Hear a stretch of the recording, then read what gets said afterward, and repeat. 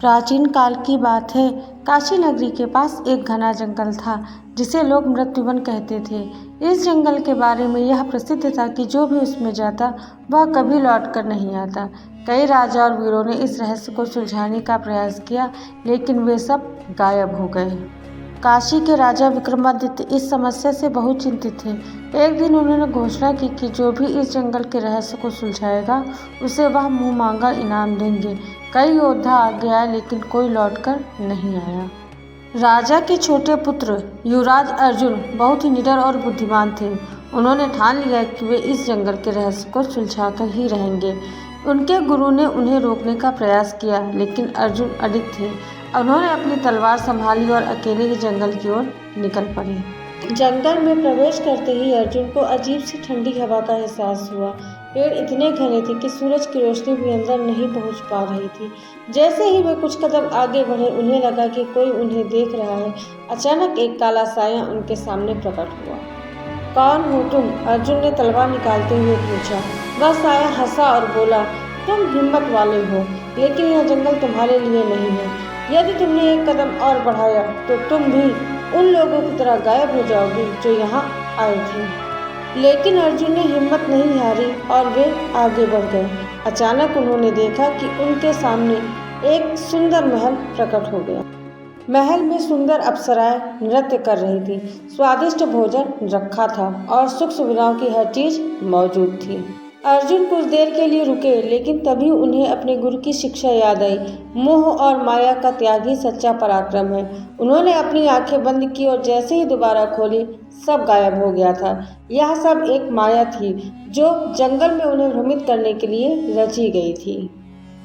अर्जुन आगे बढ़ते रहे। कुछ दूर जाने पर उन्हें भयानक चीखें सुनाई देने लगी। उन्होंने देखा कि कई आत्माएं रो रही हैं। अचानक एक डरावना दानव उनके सामने प्रकट हुआ। यदि तुम आगे बढ़े तो तुम्हारा भी यही हाल होगा, दानव गर्जा। लेकिन अर्जुन डरने की बजाय दानव की आंखों में आंखें डालकर बोले, मृत्यु अटल है, लेकिन डरने से पहले ही मर जाना मूर्खता है।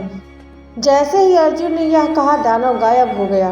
यह उनकी दूसरी परीक्षा थी जिसमें उन्होंने अपने भय को हरा दिया। जंगल के सबसे गहरे हिस्से में एक गुफा थी। जैसे ही अर्जुन वहां पहुंचे, उन्होंने एक वृद्ध तपस्वी को ध्यान में लीन देखा। वह संत बहुत ही तेजस्वी थे। हे राजकुमार, मैं तुम्हारी प्रतीक्षा कर रहा था, संत ने कहा। आपको मेरे बारे में कैसे पता चला? अर्जुन ने आश्चर्य से पूछा।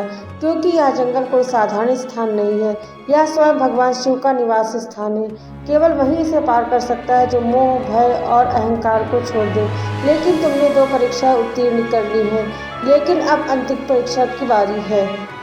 संत ने अर्जुन को एक बर्तन दिया और कहा, इसमें गंगा जल भरकर शिवलिंग पर चढ़ाओ, लेकिन याद रखना, यदि इसमें से एक भी बूंद छलक गई तो तुम्हें पुनः सभी परीक्षाएं देनी होंगी।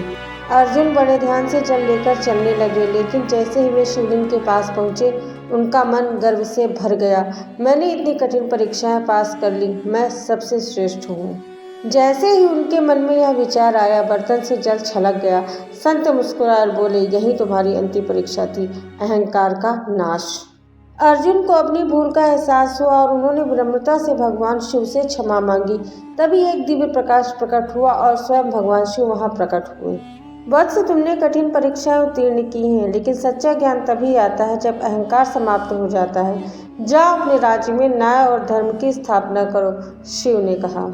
अर्जुन ने भगवान शिव को प्रणाम किया और वापस लौट आए। जब वे काशी पहुंचे तो पूरा राज्य उनकी बहादुरी की कहानियां सुनकर आश्चर्यचकित था। लेकिन अर्जुन अब बदले हुए थे। पहले जहां उनके मन में घमंड था, वहां अब केवल विनम्रता और सेवा का भाव था। इस कहानी से हमें यह शिक्षा मिलती है कि सच्ची सफलता केवल बहादुरी और बुद्धिमानी से नहीं, बल्कि विनम्रता और अहंकार के नाश से प्राप्त होती है। उम्मीद है आपको वीडियो पसंद आया होगा। अगर वीडियो अच्छा लगा है तो प्लीज़ वीडियो को लाइक करें, शेयर करें और ऐसे ही और वीडियो देखने के लिए चैनल को सब्सक्राइब करें।